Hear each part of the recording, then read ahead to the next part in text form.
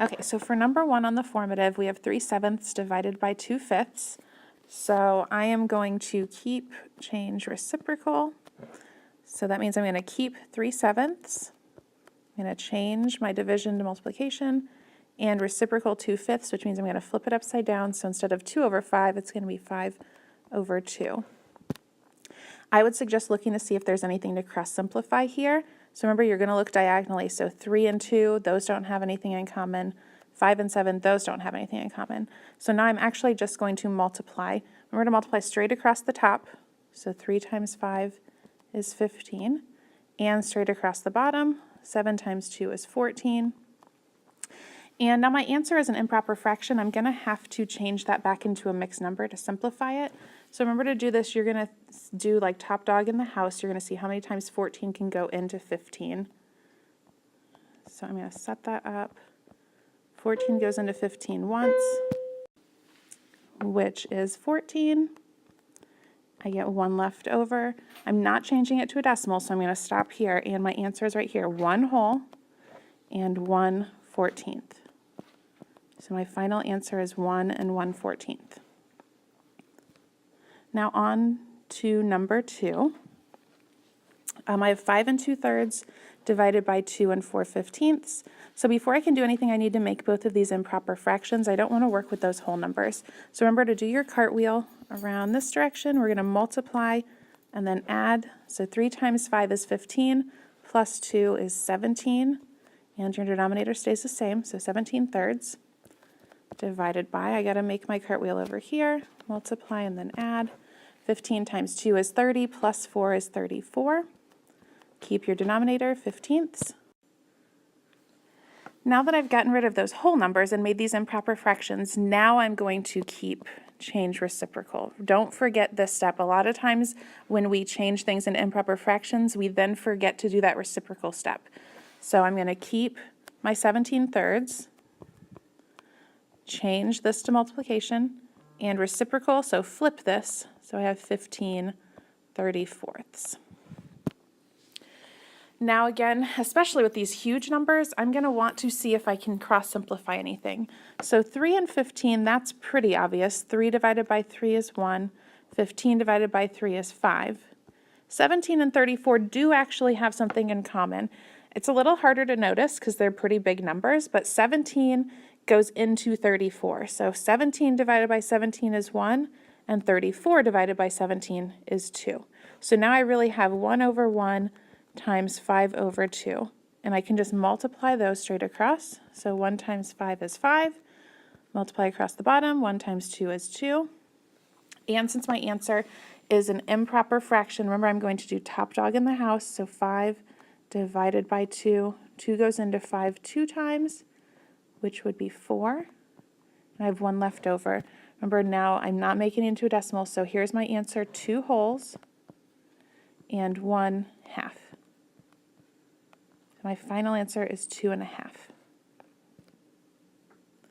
Now let's look at number 3. So for the models, it's all a little bit different. I am going to have to draw a model of my first number. Remember, this is always what I'm going to draw. So to do that, I'm going to start off with 1 whole. And I need to make it show me that I only have 3/4 of this whole. So I'm going to cut it into 4 pieces, and then I'm going to shade in 3 of those pieces. So it's showing 3/4 of my model. Then I look over at the second number. The bottom here tells me what I'm going to cut it into. So my suggestion is if it's a different number on bottom, I would give it common denominators. I think it's just going to make it a lot easier to be able to see. So I'm going to try to change that half into fourths. So I just have to think 1/2 equals how many fourths? Well, how am I going to do that? 2 times 2 gave me 4. So 1 times 2 is going to give me 2. So now my problem really says 3/4 divided by 2/4. So now I can see I have cut this already into 4 pieces, just like I did before. I'm not cutting it into a new 4 pieces. It's the same 4 pieces I'd already cut. Then finally, I'm going to look at this top number, and that's what I'm going to group it by. So every 2 pieces makes a group. So here's 1, 2 pieces. That makes one group. Here's 1, 2 pieces. That would make a second group, except the problem is I only have one piece shaded in and the other piece is left blank. So if you look right here,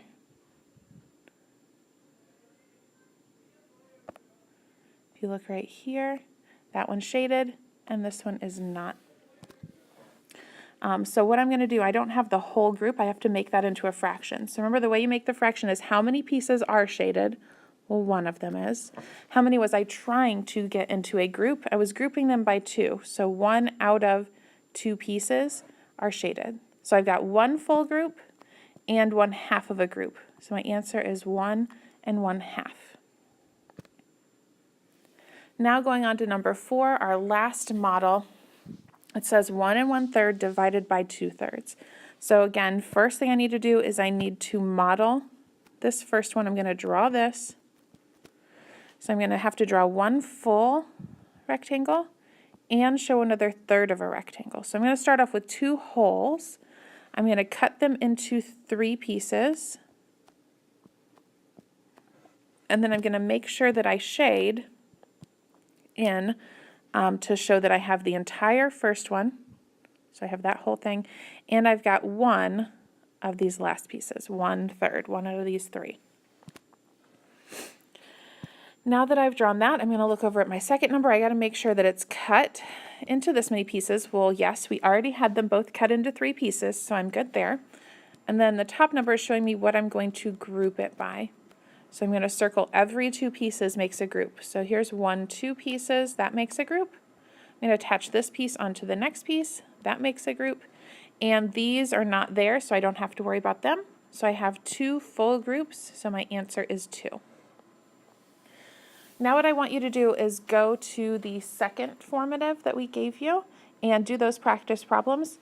And when you are done, you can check the answer key. It is posted on Google Classroom.